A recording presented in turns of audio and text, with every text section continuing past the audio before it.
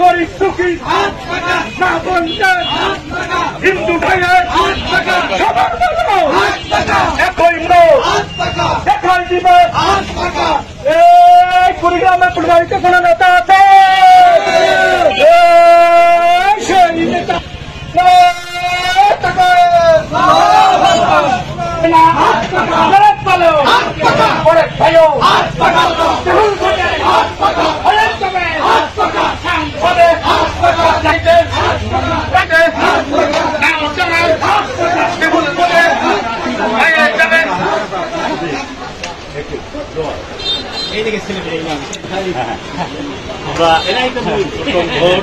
ইসলামের জন্য হবে